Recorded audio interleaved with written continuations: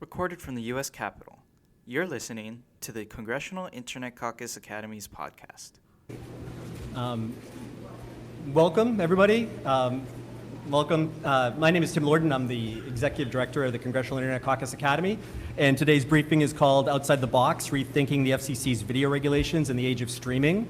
I have three experts on video regulation through the years, and we'll go through this issue as we go along. But first, some housekeeping. This event is hosted by the Congressional Internet Caucus Academy in conjunction with the Congressional Internet Caucus itself. The co-chairs of the Congressional Internet Caucus are Congressman Michael McCaul and Congresswoman Haley Stevens here on the House side, and Senator John Thune on the Senate side. And we thank them for working with us to host these educational briefings that have different perspectives in kind of a bipartisan way. And we're very grateful for the co-chairs of the caucus to do that. We have another event coming next month. We try to do these things once a month on different topics. So next month we'll have a briefing on July 30th on the future of AI, securing energy for innovation. So that's going to be an energy and environment and artificial intelligence conversation. And hopefully that's the last time we talk about artificial intelligence today. Because we almost never get a reprieve from artificial intelligence these days, but this event probably will be one of them. The experts that we have today are, to my right, Michael P. O'Reilly. He's a strategic advisor and an advocate for MP O'Reilly, and he is a former FCC commissioner. And you may recognize him because he was up on the Hill for a very long time in the Senate, working on many of these issues that we're talking about today. Cheryl Lianza is of counsel for Best and Krieger. Cheryl has a long history of working with like states and counties and municipalities on these kind of telecommunications issues. And then far last, but certainly not least, Christian Stout, who's the Director of Innovation Policy at the International Center for Law and Economics. And Christian's been writing a lot on these issues lately. So as I said, the issue today is FCC video regulations. And we're gonna have to kind of go through a little bit of history because I'm much older. I actually grew up watching broadcast television, and then later I was thrilled to get MTV on cable, and then later I just really enjoyed the internet and streaming, and that's why I work in this space. But I recognize that a lot of congressional staffers probably, broadcast television in bunny years, they probably never even saw one, and then they maybe have a vague memory of watching SpongeBob on a cable network. So some of these regulations we're going to be talking about go way back past the point of which some of these, the average legislative assistant was born. So bear with us. I think what we're talking about today is there are all these different, we're talking about how video is distributed in America. And back when I was a young kid, that in the 1980s, that was on broadcast television. At the time, there were 3 broadcast networks. You essentially could only had 3 channels, give or take: ABC, CBS, NBC, and then you had PBS. And then fast forward to the mid 1990s, video was distributed through like a growing set of cable providers, and they would grab broadcast signals and run them through a cable to your house, and then they would put in other programming like SpongeBob and MTV and things like that. So in the mid 90s, you probably had 50 channels that you could access instead of like 4 or 5. And then, maybe 1994, DirecTV, satellite TV came into play and started distributing. And fast forward to like 2005, most people in America, like 85%, had either DirecTV, satellite, Dish Network, or cable. So, and then the rest had just still had bunny ears. And then, fast forward to where we are now, you can think about all the different ways on a given day you're accessing video through your phone, through your laptop, through your smart TV, or through your Roku device, or whatever it may be. And we'll get to that in a second. But that's so how all the rules by which video distribution works in America, whether it be the rules about captioning broadcast video or cable video, the closed captionings, or program access for different channels, or sports carriage, and all those different blackout rules. All those rules were kind of created by Congress and or the FCC over the span of years that I just talked about, from the 70s all the way through to the mid 2000s. And we want to talk about how those rules kind of either flow to streaming services, or are they relics of a old history and should be eliminated. And one of the triggers for this is the Federal Communications Commission has a procedure right now called delete, delete, delete. That's literally what it's called. It's a docket number 25-133, and it is called delete, delete, delete.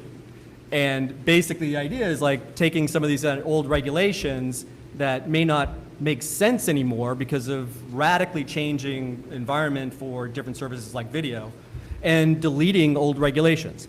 So we're up here as that proceeding's going on, people are making comments about different things, what should be deleted, what should be kept. And then at the same time, Congress obviously has a role to play in that. But we thought it'd be a good time to talk about those kind of legacy video rules, and do they make sense going forward, and if so, why?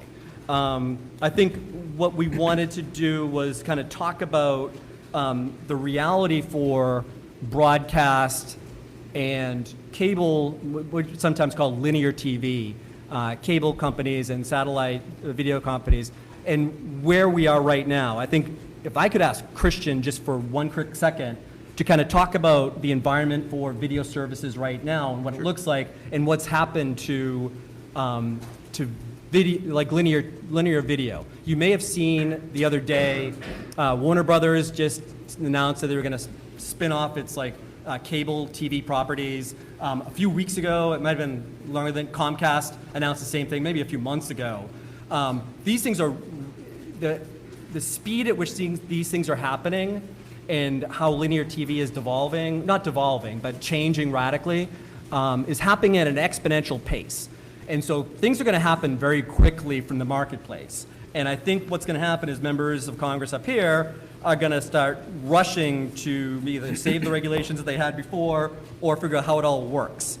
And so I don't know a single person in the space that's distributing video that isn't absolutely horrified by the pace at which this is happening. Like a big player, a small player, everybody is generally just horrified at how fast everything's happening. But with new technologies, that's what's happening. But Kristen, where are we going to the state of things? So thank you for the history lesson, Tim. I think it actually is important to set the table with a history lesson in this context, because law and regulation, it's important to remember that you want to achieve good things, but the technical means at which you achieve good things are always rooted in the time and place in which you write the laws and regulations. So broadcast, a lot of the broadcast regulations, they emerged out of the early mid-20th century, where the FCC and Congress were looking at how you control, public access to spectrum and how that's deployed for the public good. Cable TV, when you started getting involved in how you retransmit other people's broadcast signals, but through a small pipeline going to particular communities, that created a different set of time and space constraints on how those laws were written. And the same thing with satellite, the way spectrum is accessed by satellite providers and is provided to homes. So the laws were written with those modalities in mind, but then when we go to today and we take a look at how all of these different competitors are dealing with each other in the marketplace, you increasingly see what you can think of from a consumer's perspective as a convergence of these modalities, so that when you want to watch a particular sports game or a particular movie, you're not thinking, do I need to subscribe to Comcast? Do I need to subscribe to DirecTV? Should I be on a streaming package? You're like, I just want to watch the thing I want to watch, right? That's how consumers are driving these changes. Whereas 50, 100 years ago, it was very much the constraints of where you happen to live at that particular time in that place, whether you could have access to that content. So that changes the way we think about these things. It changes the way consumers behave, and then that leads to a lot of these video providers changing their own behavior, trying to figure out how to meet that consumer demand. So increasingly, you see a lot of these streaming providers measuring an important metric of consumer churn, because consumers have the choice of whether they want to subscribe or unsubscribe to these streaming platforms. I think since we started streaming in around 2007 is when it became commercially more available. We've had something like 200 different streaming services that have risen and fallen as these companies try to experiment with how to provide this service. At the same time, since 2000, you see cable subscribers, cable television subscribers, I think it's about half of what it was in 2000, and all of the industry analysts predict that is going to be a continued decline in cable revenues from cable TV. So the current state of the market is what you would really describe as one that's incredibly in flux. So we tend to think of these as very large companies. They've been around for a long time. In many cases, they have, and they have, a lot of funding behind them. But the business models they're experimenting with are increasingly diverging from the regulatory presumptions that we had when we started regulating these companies. And if you look at their earnings statements, a lot of them are trying to figure out how to make money in this new environment. Despite being large companies, they do report losses, they do report increasing consumer churn. So there's a lot of uncertainty in the video industry about how they're going to continue to operate going forward. So it's worth noting, even in this room, that we are streaming this using our own camera up here on YouTube. Right? Not YouTube TV, but just YouTube itself. And then C-SPAN is here, and they are broadcasting this on which channel I actually don't know, but let's say on a cable channel somewhere. And those are very, very different spaces and different from YouTube TV itself. And so when it comes to video regulation, those kind of historical video rules, we'll just go over like some of them, and we'll ask you for questions to ask us about the different rules. But we're going to touch on a few, right? Some are, I mentioned earlier, closed captioning, which is the text that appears below that describes what people are saying. We also have all sorts of different program carriage rules and must carry rules and sports carriage rules and blackout rules. And some of those apply to what broadcast video perhaps a cable provider has to carry from the broadcast network. Other channels that the cable companies have to negotiate with independent programmers to carry on their networks. There's something called PEG in educational television that is carried. And then sometimes in like franchise agreements, you'll see your local city council meeting, on cable television, things like that. So that's kind of like in the program carriage, must carry box. And then we have privacy rules that are very different as you go from broadcast, which is essentially there isn't any privacy because no one knows what you're watching.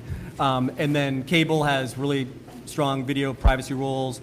And then on the internet, different rules depending on how you look at it. We'll go through all of those things. But let me just I'll give you an example if I can, on closed captioning, for instance.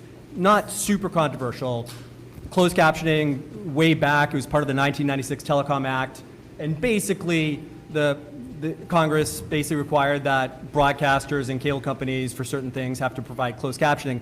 Back then, it was not trivial to close caption like an hour of programming. You would have somebody that would type it all in, and then they'd have to put it into like a different technical standard and get it into the video. It was kind of hard. It was like there were no auto transcription AI things. You had to do it by hand. It was time intensive, very expensive.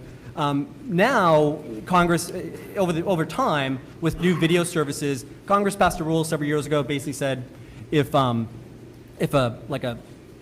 Forrest Gump was broadcast using closed captions or aired on cable closed captions, and you show it on Hulu or something, you should carry the captions. And a lot of that, it's become trivial to caption video now. You don't need actual people who type it in, and stenographers and things like that. It's very easy. So I think it's one of those things where not only that, but every millennial and every Generation Z person I know watches every TV show, regardless of what it is, with captions on. Like, there seems to be like a lot of consumer demand for captions. So it doesn't seem like that too controversial. I'm sure I'm not trying to dismiss that other groups may want to have more captioning available, but generally that's one of those things where it's kind of flown through down into online streaming services. But other ones like program carriage, like for instance, like independent providers like Hallmark and Ovation, like they want to have access to different cable networks and video providers that stream online. Cheryl, if I could just go to you real quick, like what is the issue with regard to independent video providers, and some of these may be very local news, things like that, wanting access to these new emerging online services as they become available? Thanks, Tim. Thanks for having me. And I did also want to say, in addition to working with local governments, I also have a consulting practice where I work with nonprofits, civil rights organizations. So I'll probably bring some of those perspectives, although I'm certainly speaking for myself in all cases. So I think one thing I just wanted to say to start out, right? Can be a very dense topic, but don't be afraid, because you're using these services every day, and you have some certain set of values you want to bring to these services. And one thing I always want to start off with is thinking about, let's make sure that we're not just saying, oh, a rule is old, let's get rid of it, right? The First Amendment, very old, still pretty good. Constitution, very old, still pretty good. Antitrust, competition, those laws are relatively old, but they're still pretty good. So we want to think about that in the context of, as we talk about these new rules that have been put into place, often they are trying to implement some of these core values that are enshrined in our democracy and our functions. So the question about, like, how do you get other providers, other viewpoints into the current marketplace? To go back to the First Amendment, we said the government cannot license newspapers, right? You don't have to ask the government permission to get on, to be out there and speak your mind. Then we got to broadcasting, was like, oh no, now you do have to ask the government for permission, because you need a license from the government to put on your radio and TV. And we always know that we want our vibrant discourse to be up here in with the most current technology. You don't want your vibrant discourse to be back there in yesterday's technology. You want to be able to see it wherever it is. So when we got to cable, that was a time when, so in broadcasting, it was like, okay, you have to cover all the sides. Just, we're going to give you a license, but just cover everybody fairly. That's the best we could do. We got to cable and satellite, and the idea was, hey, there's this one place where all of the information is going. We want to make sure that there's a little spot here for some other viewpoints that might not be controlled by the company that controls the wire. So some of that, they call it cable access. And as Tim mentioned, this is sometimes you'll have a situation with cable television, and a little bit also with satellite, where the local government can say, hey, we want educational, there's an educational channel, there's a government channel, and there's a public channel. I don't know if people remember Wayne's World, but there's these old programs, and what that was is you could go down to the local government area, there would be an independent entity that would manage the channel, and people could go on and make their own programs, and they learned how to run, television, and they learned how to get their information out there. So that's what we have. And then there was a whole separate set of things, which is, okay, what if you're an independent programmer? What if you don't want to sell your soul to Comcast? What if you want to create your own thing? How do I get to all the TVs around the country? There's no other way to get there. Well, they had something called program access, which was a set of rules that basically talked about how, under what circumstances could somebody who controlled programming withhold it from another provider. So if you're, for example, you were Time Warner, you own CNN, and everybody at the time in particular who was paying for a cable system or a service, a paid TV service, they were like, well, first of all, I'm not going to pay for television if I can't see my local NBC News. That's ridiculous. Oh, and I'm certainly not going to pay if I can't see CNN. Well, that means the owner of CNN is like, well, sorry, you can't have my channel. You can't have my programming. Other people can have my programming, and they're able to sort of tweak the market. So those were what the program access rules were designed to do. In addition, the cable access rules, those were what were designed to do. So I think that's kind of what you wanted me to cover, Jim, but if you have a follow-up. And then the question is, do those ahead. program access rules flow into new online services like YouTube TV, Hulu, Right. or anything else or can that program access be satisfied with just, like we do we essentially have our own Congressional Internet Caucus streaming channel?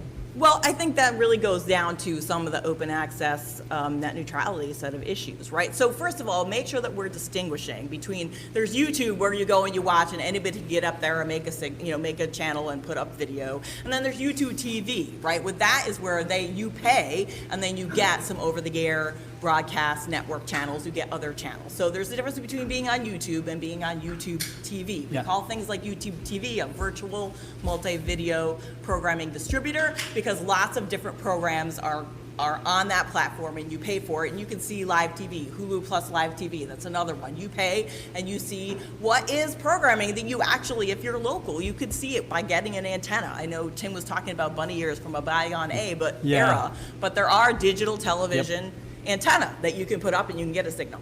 So the question is today, if you are a smaller niche creator, can you get your content out to the public?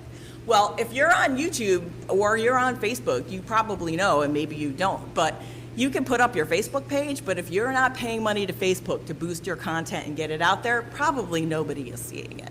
And the question is, okay, we can put up our website. Okay, no problem. We don't have money to pay Facebook for distribution, or we don't have, we can't make a deal with YouTube TV, but let's just put up our website.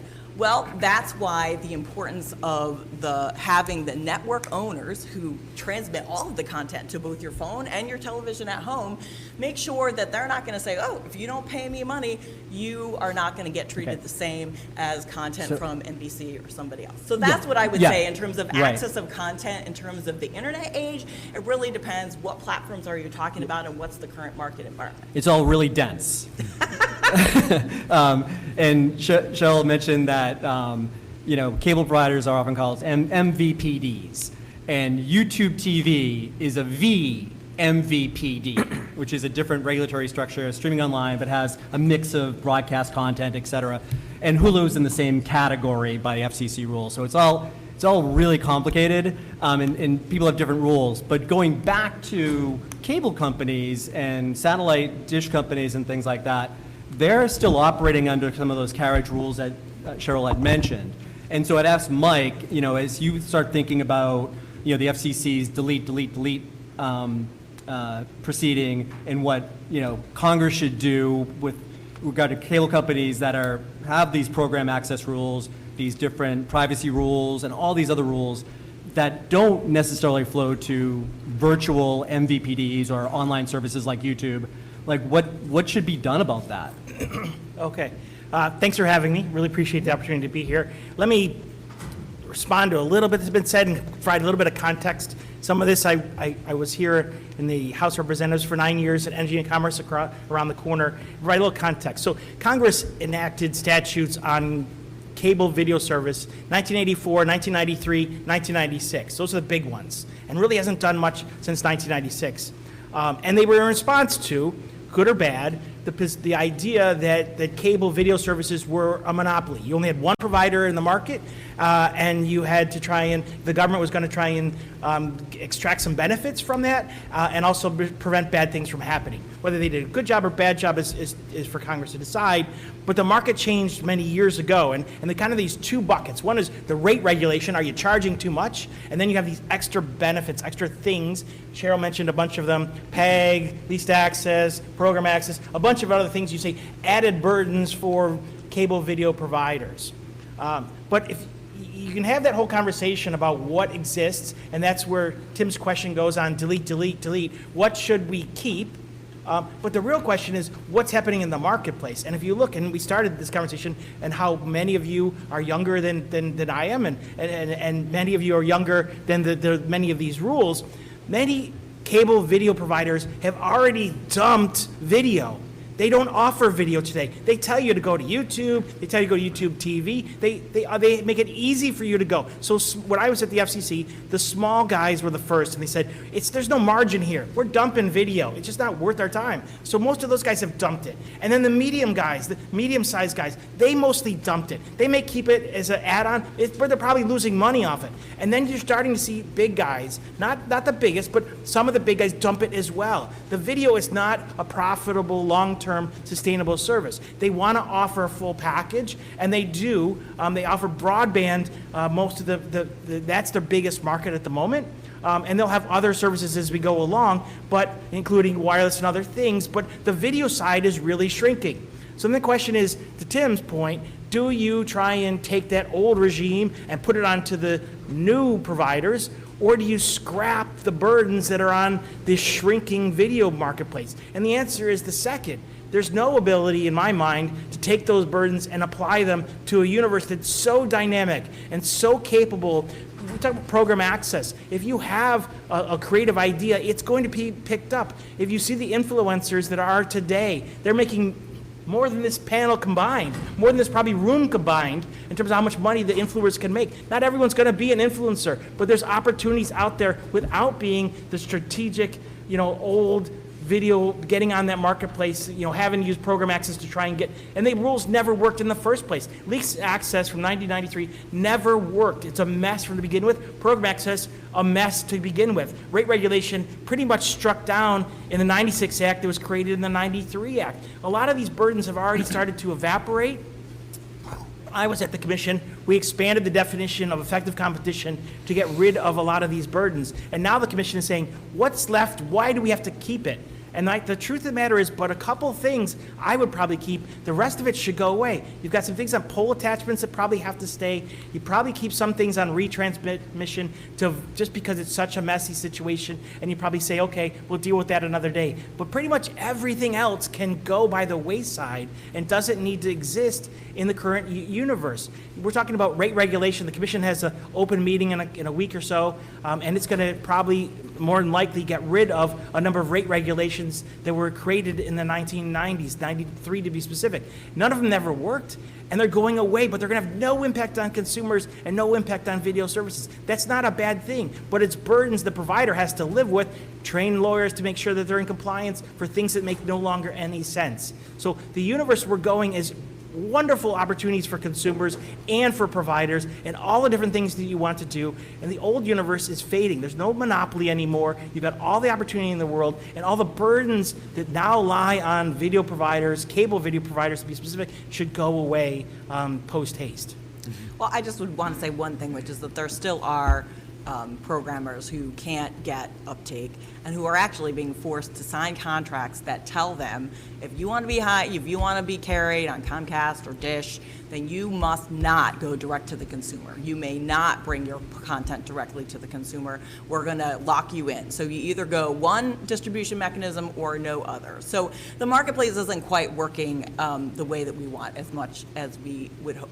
And they have rules that they can go to Comcast and to DirecTV and negotiate for lease access. Those rules exist for online services?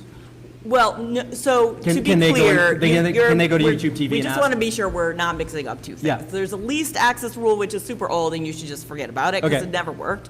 Program, I mean, it was a good idea, but that was the early time when they thought, oh, nobody can get onto cable. What if somebody wanted their own channel? What if they just leased the channel from cable operator and they could just make their own channel? And cable operators fought it really hard, and it was very difficult to make work. Program access is a way to request getting on. Unfortunately, the FCC has not enforced it, so the reason that it doesn't work is not because the idea couldn't work, but because it was never really enforced the right way. But the current situation, which is mostly just in the marketplace where cable operators use their market power, if you're an independent provider, and let's think about it, we're talking about, say, TV One creates black-oriented programming, Newsmax creates, conservative programming trying to compete with Fox, right? These are the programmers you're talking about. They're trying to get their content out to the public. I think a lot of people really like that content. They would like it, but how are they going to get it? Is it going to be on? Is it going to be because you subscribe to Comcast and you get it through your cable operator, or you're going to have to pay YouTube to see it? Can you see it just by subscribing to them individually? We all know right now our biggest problem is that everybody wants $20 a month so you can watch stuff, right? It's like Disney, and then you play Netflix, and then you pay Apple, and it's like it's so much money you're paying just to see maybe 4 or 5 shows, but they're all in a different place. So these independent creators of this content, they're trying, for example, they want to be on a system where you can just pay one thing and get a whole bunch of content. But when these independent providers, like the Newsmaxes, the TV Ones of the world, go to a cable operator, the cable operator says, well, we might carry you, which is great because then you get really great distribution, but you can't go to the public direct. That is against the rule. When you sign the contract to come with us, you can't go the other way. So I think one of the reasons why we're here is because, to the extent that members of the House of Representatives and to a certain the Senate, these independent providers of video do all sorts of things, right? Whether it be all different types of content that they serve to the local community. And when those things change and those video providers change, and we'll get to sports in a second, but when those things change, usually people come up or providers come up and say, we've just been cut off. And so those fights inevitably end up here. And those channels, I think one of them is Hallmark. Is Hallmark an independent provider? Hallmark is an independent Yeah. provider, but I'm sorry, when did they get No, cut just off? like, if my parents ever lost the Hallmark channel, like, they'd be up here in a heartbeat, right? They're one of the most popular channels in the country. But that's the point. It's very popular, and then therefore that's why it's carried. Where you find there's some really bizarre channels, and the cable provider's like, that's actually how you have no audience. Why would I spend and consider carrying this channel that makes no sense? It doesn't. No one wants to watch it, and I've got limited amount of capacity for the video side, and anything I put on the video side, I'm not dedicating to broadband, which everyone loves. Yeah, but I mean, all of the content creators, the other thing they do is force the distributors to take multiple channels, right? Like that was the classic Disney play, which is, okay, we'll give you Disney Channel, but you also have to take Disney Channels 1 through 11 as well. Disney's not stupid. They want to be on the platform where people have a ready-made audience. So it's not just always like Yeah, a but complete, like you're popular, confusing a you little get on the apples and area. oranges, because a lot of that was retransmission consent and must carry. That was a trade-off. Some of that was. A lot of it was like, you carry 10 Disney, and we're not going to actually make you pay for carriage. And So- well, there's a fundamental problem with the way we're talking about this, I think, too, where when you mention market power, that I think that kind of describes the problem as we're thinking about it. And at the same time, we keep talking about content creators, right? There's a difference between the world in which we imagine cable and broadcast, where we would make a movie and we'd make a film and we'd make a record album, and then today where we make content, and what we're trying to do is attract attention. So the actual money that everybody's trying to chase is in the attention. The content is almost second order when you look at a lot of these industries. So when we're trying to imagine a regulatory apparatus that tries to create a regulation that governs like how you get access to a particular video, from the consumer perspective, frequently that's not the way they think about it. Many people multitask and they put many things up at once, and they're watching a stream and they have a song on in the background and they're talking on a Discord and they're doing this and that. It's not the world that we live in where you sit down and watch cable anymore frequently, even though people like us still think it is. And you're at the Center for Law and Economics, so that's a bit of an economics question. Like right now, like I've always grown up thinking that the cable companies and those studios that you just mentioned are just huge, huge companies with all these resources.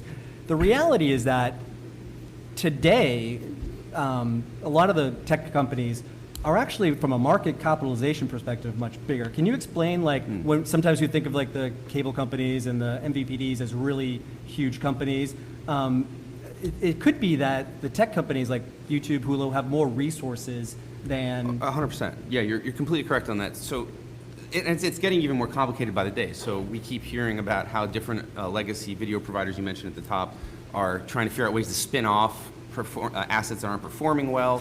So in a way, they're like reconfiguring their own capitalization structure, which affects their market size relative to that. But yeah, they're competing in a world where there are technology platforms that have much greater resources in absolute terms in order to distribute content. So like Amazon Prime Video, I haven't looked at it in a few years, but the last time I looked at it, it's like making money for Amazon, but they almost don't care if they make money because it's really more a part of the Amazon ecosystem, so they can sort of put the content out. And I love it as an Amazon Prime subscriber to get access to all that stuff, but that makes it really hard when you want to be a video distributor solely, like that's your company, and you're trying to make money in that market, and then you're facing a company that has 5 different markets that it's like a leader in.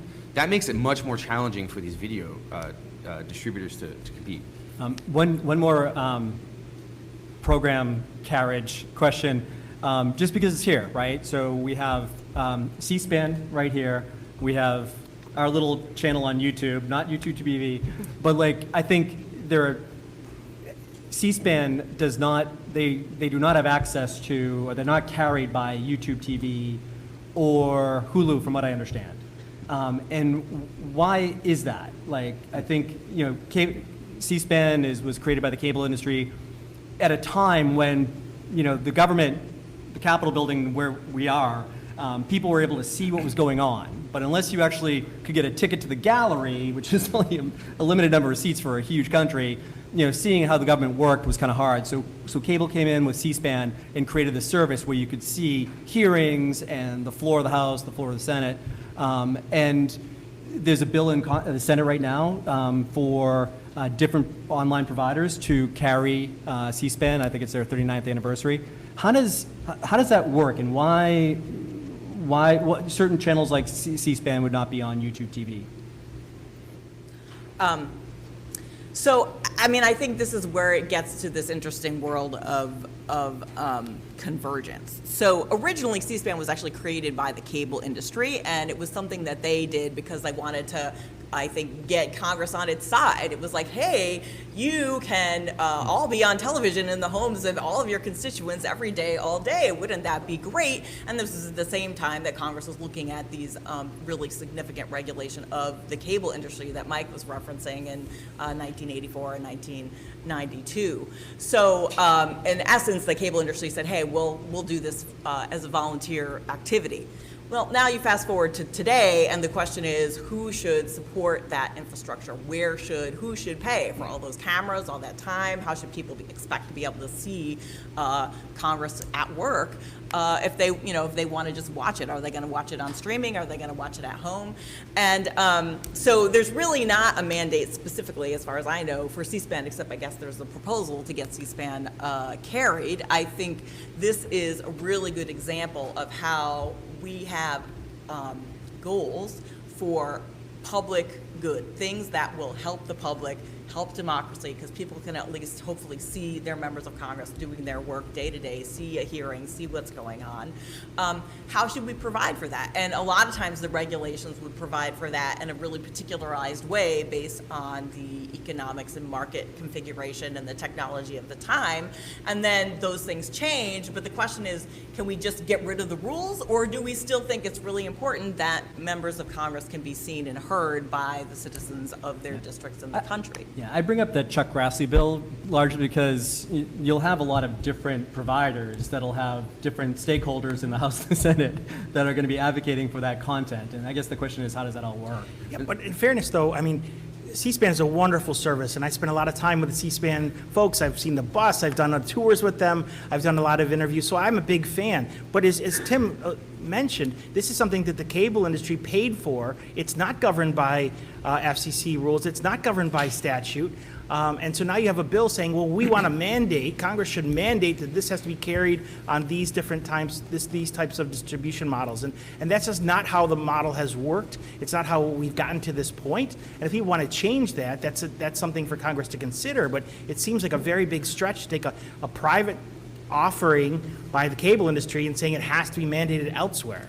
Well, and I would just say on that point, it's always important when you're thinking about laws and regulations to understand that by definition, when you're writing a law that puts that kind of imposition on, you are introducing some form of inefficiency into the market, because the market is not trying to do the thing you want it to do. So you're trying to figure out how to make it do that thing. And there's different ways you can do that. You can write obligations into law that then force some third party to figure out how to pay for it, and that has different kinds of distortionary effects. Or you can just take a subsidy approach and say, look, it's a thing we want to purchase with our money. And instead of making private companies figure out how to distort their own business models and not serve consumer interests, we're just going to create a fund of money, and then we're going to make sure C-SPAN is funded. And that's another way to do it, but you have to look at the economics of those things and make sure that you're not doing something that makes it difficult for the private actors to actually still compete and develop things in the market that they want to give to consumers. So, we have plenty of time. Actually don't, but I'm going to go with questions towards the end. I'm just going to tee up because there'll probably be some questions. Nothing gets people worked up more than access to sports programming, right? And the drive, like, sports programming has always been really a mainstay for broadcast and cable, but that's increased. We're seeing exponentially that moving towards online streamings, where you see, like for instance, the NFL Sunday Ticket, which used to be provided by DirecTV, is now carried by YouTube TV. I think MLS is carried by Apple TV, not exclusively, but those deals are going towards online streamers, which would have been laughable 15 years ago. Like, it would have been insane that would happen, but here we are, and it's happening very quickly. Twitter had some exclusivity over, there was a couple games. Who does? Twitter at one point had a couple streaming exclusives. Yeah, and so when sports become exclusive to a certain distribution outlet, people get upset, right? And like it manifests itself in all sorts of ways. And none of us are sports experts, on sports programming experts. Michael probably is better than all of us, but I just want to raise the issue on where we think this is going. I will say this from a fan of women's soccer and women's basketball, having online distribution of the emerging phenomenon, which is women's sports, has been, I think at this critical juncture, has been really fascinating and really good. But if I could get you guys to just talk a little bit about sports and those old blackout rules and must-carry rules, and just kind of get the audience a sense of what's going on there. Do you want to Well, start? yeah, I guess I'll start, but a lot of the rules, it's not really blackout rules. I mean, some of those things that we've moved past them, and playoffs and all those things, that we've moved past them. That we've moved to the universe where you used to watch your sports on your broadcast channels, and then a lot of the programming shifted to cable, and now a lot of the programming is being bought by new tech. And new platforms, and that's been actually expanded the options for consumers that use those services. And you think about Monday Night Football was purchased by and has the rights by ESPN, and they moved it from ABC to ESPN. And so you have to be an ESPN subscriber, and ESPN in the next 18 months or so is going to have a direct-to-home, direct-to-consumer offering, and it's going to be its own effectively distribution model, and you can watch Monday Night Football, assuming that the rights are worked out with the NFL. So programming that is highly demanded, which sports tends to lead over all other programming, and demands the most amount of money. There's a certain portion of the population that really likes this content, and it's going to continue to pay for it, and they're going to try and find a way to get that content to consumers. More of it not, it's going to direct to consumer structure. Rather than a broadcast channel, you get to, as a Buffalo Bills fan, I can now purchase just the Buffalo Bills game in my market, or if I want to watch whatever I want, I can watch it in my home and pay for it and buy a package online for just that purpose. It's never been so easy to be more structured for a fan in the entirety of sports. And new sports are getting so much more attention. I'm glad and so pleased that we're seeing women's basketball and women's soccer and things that are going to happen in the Olympics. We're going to get more options for consumers, and all of that's happening with a dynamic universe. And the sports rights are going to continue to change on who's holding them and who's paying, but that's a good thing overall in terms of consumer perspective. So I am quickly curious, how much does it cost to get the bills? Well, the Bills are in a very good position right now. No, I was This just is curious. their year. They're going to win the Super Bowl. Okay. I grew up in northern New York State, so I'm also a Bills fan, but or at least I watched them a lot. So I just wanted to quickly say that one thing that is important to understand in terms of the big structure, right? Quite often, so first of all, the NFL is different. The NFL sells its own signal, its own channel, so that is kind of done one way. But then when you talk about Major League Baseball, some of the other sports, they're sold in different ways. Each team has the rights to sign over its own shows, its own games. And what happens quite often is they get bought up by these regional sports networks. And then owning a regional sports network that has control over, say, the Milwaukee Brewers or something becomes an incredibly important leverage point, because now you have this musty content, but you get to, that regional sports network gets to decide who sees it. And quite often those were owned by cable operators. So they would use it as sort of a leverage point. And then we've had, unfortunately, some situations recently where a couple of these networks, these regional sports networks, have actually gone out of business. So I think the Brewers, the Diamondbacks, all of a sudden they kind of disappeared because the entity that held their broadcast rights and their production rights were defunct. So I think it does get very complicated in terms of this situation. But just remember, sort of the basics are that your local broadcast television often has rights.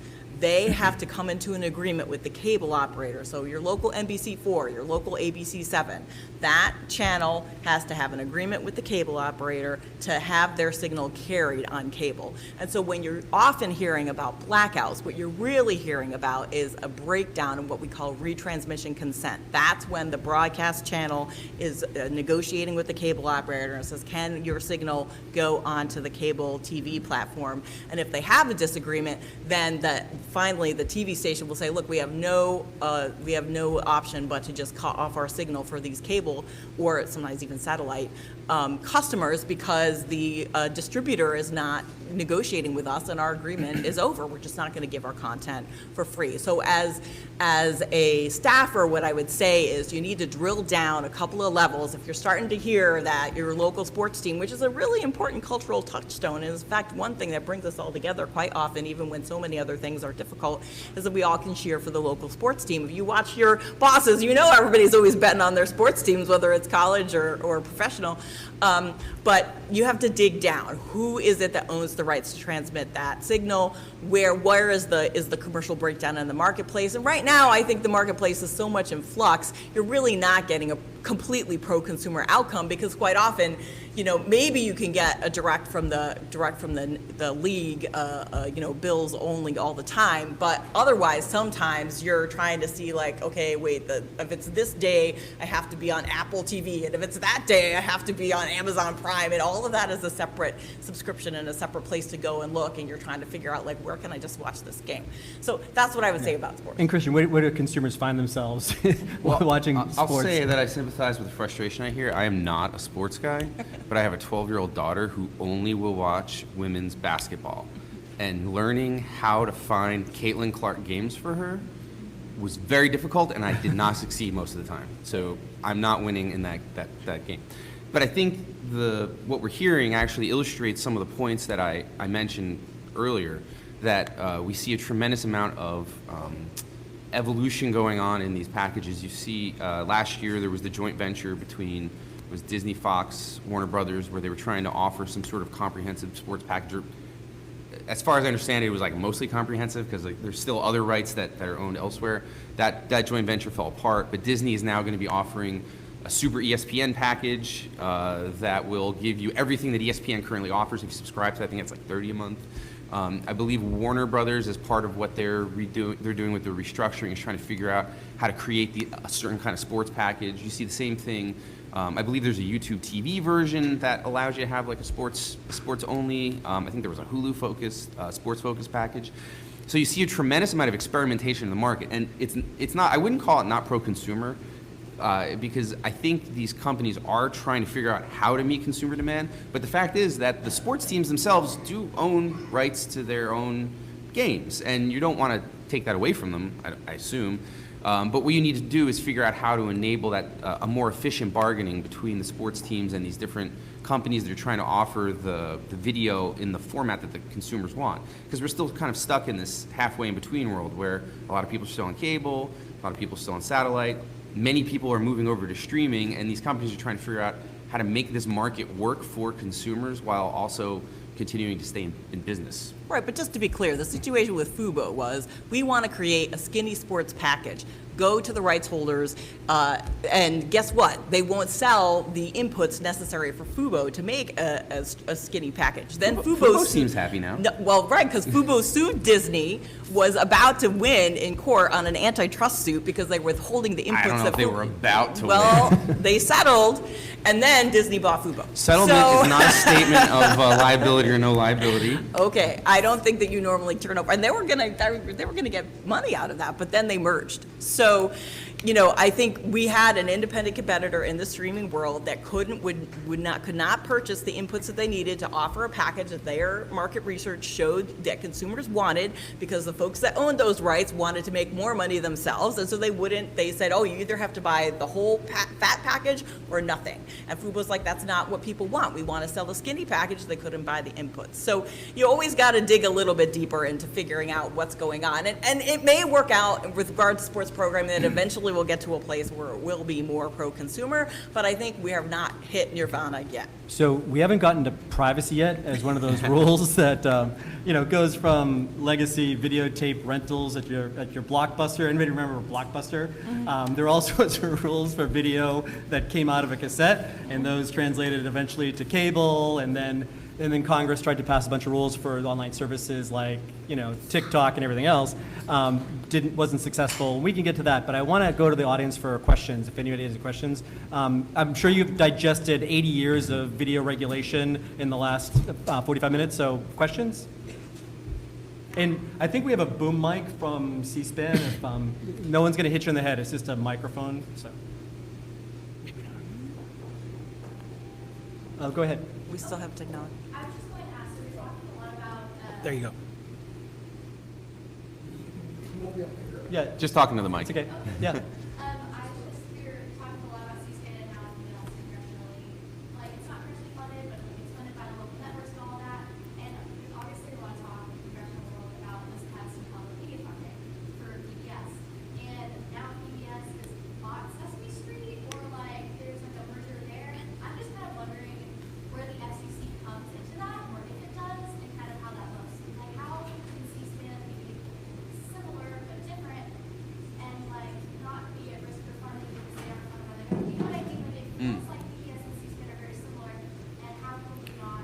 Well, they're Well- similar, but they're distinct in that PBS is an actual funded or partially funded organization from government funds, where C-SPAN started as a private channel from cable companies in order to provide that. So it's completely private right now. C-SPAN was created by the cable industry. So cable industry is like Comcast, Charter, et cetera. They offer, spectrum.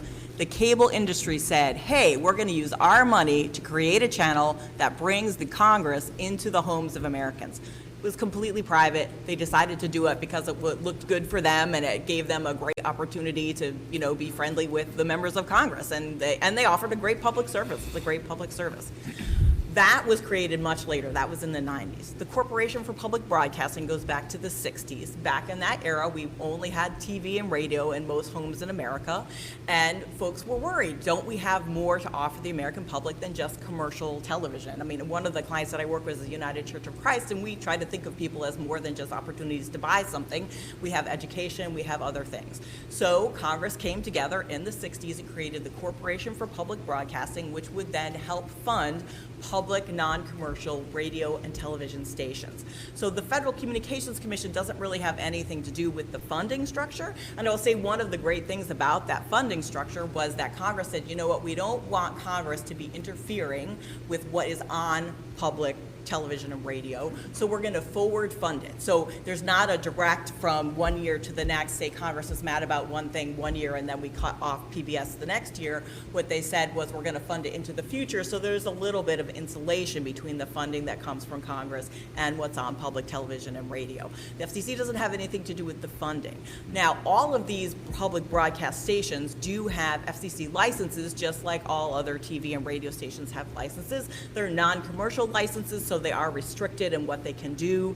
You might have heard earlier in the year, FCC Chair Brendan Carr made a claim that public TV and radio was not following some of those rules about not offering advertising. That is an FCC rule that they can't offer commercial advertising on non-commercial spectrum.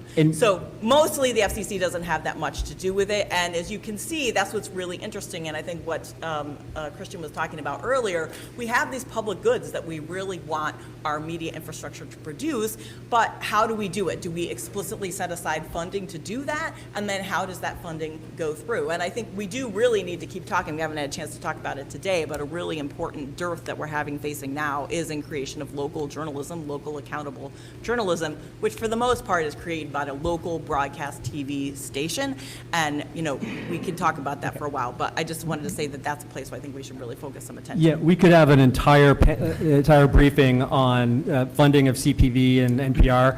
We could have an entire panel on access to local news, but we don't have time for that today. But yeah, it's really complicated. Right here?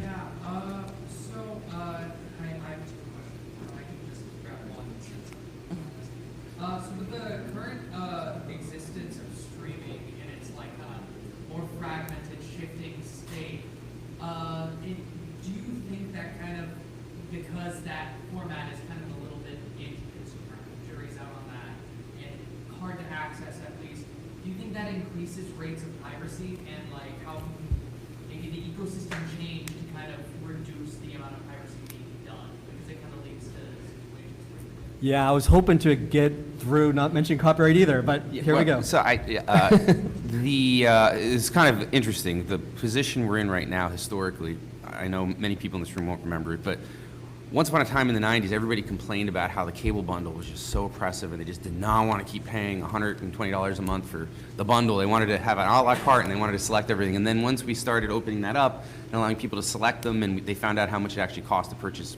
programming and provide it. Now everybody's complaining, why can't we rebundle it and I get everything I want at a single price? So it's an ironic change. But to your point, there has been evidence on both audio and the video side that piracy actually went down for a while. After, I think it was around 2008, 2010, it peaked, and then it started going down once you started seeing some streaming services being offered, because it's easier to just subscribe to streaming services. As you start to see more streaming services, you're starting to see more piracy at the same time. So that is a current problem. Two parts. One, I just want to answer your question really quickly on Sesame Street. They licensed their programming. They used to license it for the first runs to PBS and the Corporation of Broadcasting. Then they licensed to HBO, and this year they're going to license it to Netflix. So it's just like a content, for that certain, it's not tied necessarily to CPB. They get second runs now, but they used to get first runs. Yeah. And so it's just a pay. To copyright, or to the piracy piece, it's not a problem in my mind, and it's not a practice of legitimate streamers that are increasing the piracy issue. You have a lot of rogue entities out there that are doing streaming that is not legal, and the industry tries to protect its rights.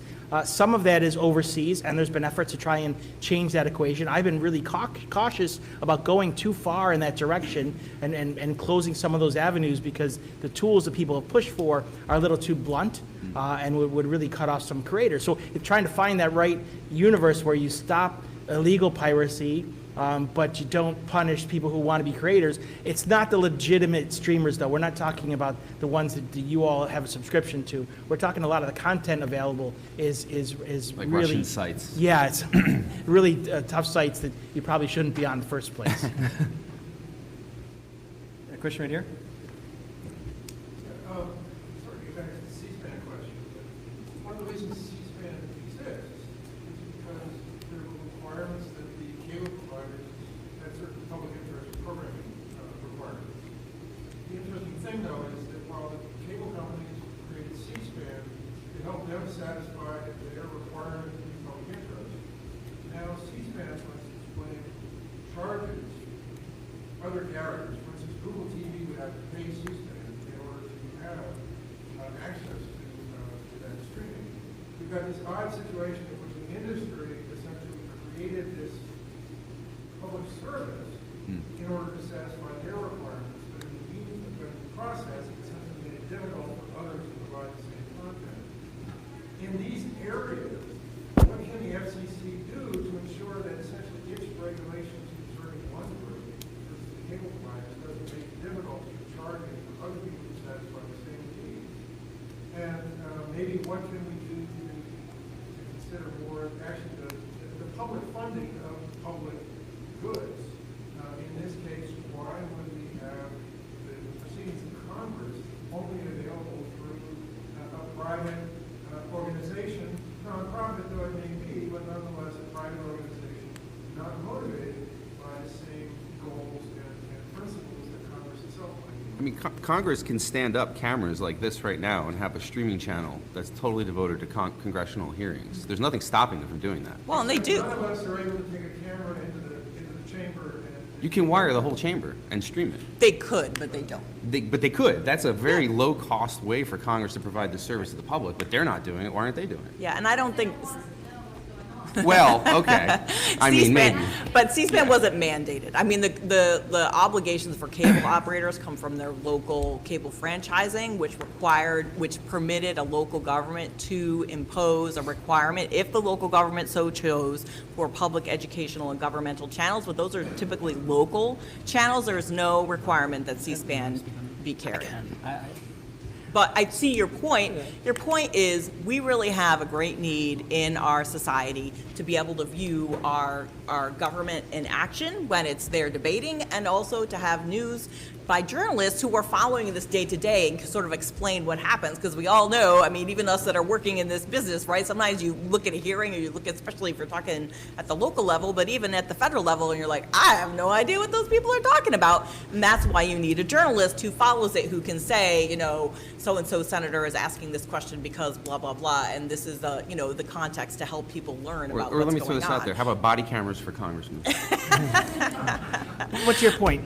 Look, I love C-SPAN, and I spent 20 years in this institution, and I love, well, sometimes it's on my side, sometimes it wasn't, but the content, you know, wonderful for educational purposes on what the government's doing. But it is there, you know, it is private contact. The FCC doesn't regulate the offering of that, and doesn't have ability to tell the cable industry to sell it or to license it to other entities. And the other entities it's not that they, it's the actual, if you look at the legislation, it's probably it's more like trying to mandate that those other entities carry C-SPAN if it's offered to them. So it's a really kind of flip. To your bigger point, why, you know, funding for this issue and the government funding, I'll leave to Congress's hands. It's having lots of debates on program funding for other issues that we talked about a little bit earlier. So we covered a lot of material, and I just want to ask the panelists just really quickly, over the next, 3 years, what issues do you think is going to pop up at the FCC and up here when it comes to these video regulations that you think is going to be most profound, and what Congress should do about it or what the FCC should do about it? We just have a few seconds left. If I start maybe with Christian and come back to me. Yeah, so it's going to be figuring out how to enable legacy video providers to survive in a world with streaming, and probably that's going to involve looking at retransmission consent and must-carry rules. Yeah, I mean, I think right now we're in an era where it seems as though we're in a knee-jerk world of like just throw everything out and don't really look at why we adopted it. And so I am concerned that what we're going to see is an erosion of rules that really help promote democracy and civic discourse. But I do hope that there is there are a few rules that are really archaic, including ones that like treat TV stations differently based on what part of the spectrum they're on that make no sense. So I hope that we'll take a look even-handedly at those rules and get rid of the ones that don't make sense, but I think a lot of this stuff is really about promoting democracy, and we have to drill down into that. Yeah, I might say the opposite. I don't think it's going to be something that Congress needs to legislate on, but I'm hopeful that the FCC will get rid of almost all of its rules as it relates to video programming. They make no sense in the current marketplace, and they have been looked at. It's not something we just, striking blindly. These are things that we examine for, and when I was there, I was going through line by line. Okay, these don't make any sense, and we couldn't really build enough support for them. Now the market has changed so dramatically in 5 years since I've been outside the building, or 4.5, that it makes no sense for most of these regulations. They should all be stricken by minus the 2 or 3 that I would keep. These things are happening. This is happening so quickly in the marketplace. It's fast and furious. It's going to be really interesting. And I hope we just gave you kind of the groundwork for what you're going to see over the next several years. But I want to thank Mike, Cheryl, and Christian, and thanks everybody for attending. Thank you so much.